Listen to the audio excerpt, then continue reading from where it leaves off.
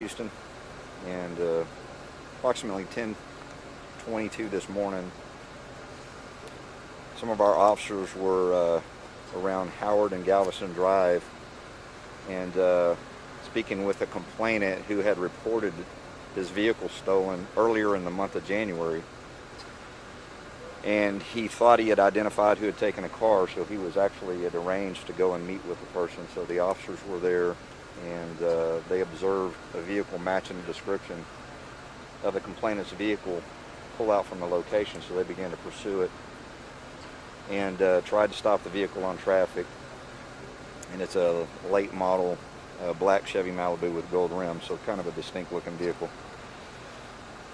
And the vehicle began to evade and drove around mostly on the freeway and went over to one of our other patrol districts on the other side of the freeway, Southeast Divisions area, and then got on the service road right up here and made a turn onto Colonel Street, which is about a half mile up the road the service road is. And so when they approached this intersection right here, the suspect was driving at a very high rate of speed and lost control, hitting a dip in the road here, and further down this street lost control of the vehicle and went off into the median and crashed over here. So the officers immediately ran up to the vehicle.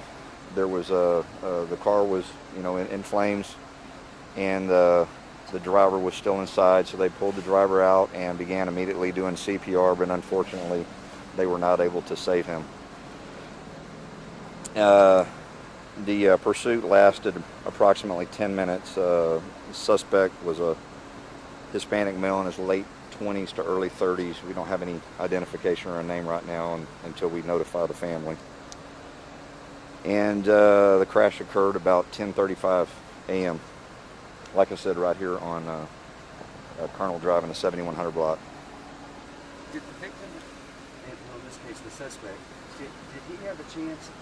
Was it impact that got him? Was the car already on fire when the officers were pulling him out? What do you think happened there? Did he burn? Just the impact. No, I don't believe he was burned. I just think it was just because of the trauma of the impact. Because, like I said, he was going at a very high rate of speed and lost control in this intersection.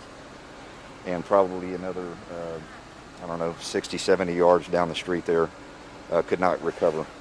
The car looks like it's torn apart pretty good. It's pretty bad. The impact was pretty severe, wasn't it? Yes. It appears to be, yes. And then how long after the impact did these officers say it engulfed the flames?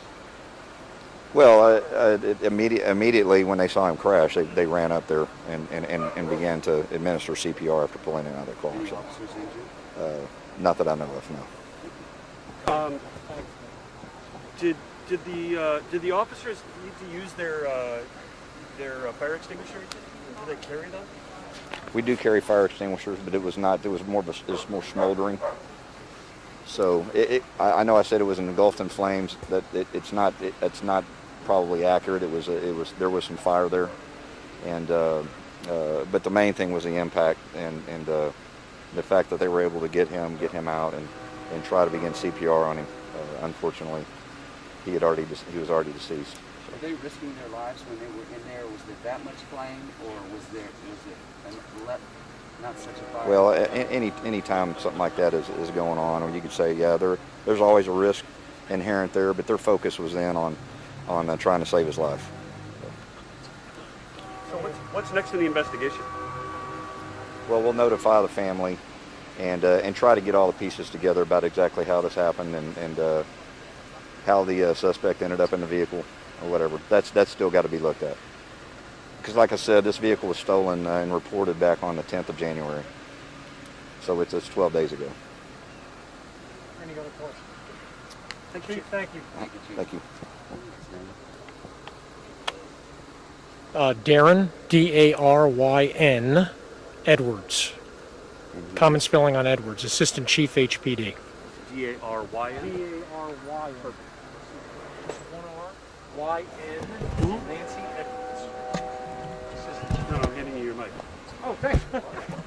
I wasn't recording. Here I am thinking he's recording me for 13 and Whoever you're shooting. 2 and 11. 2, 11, Telemundo, 26, CW, NTV. Everybody but 13 and... Where is everybody today? Wow. Well, you know what? Never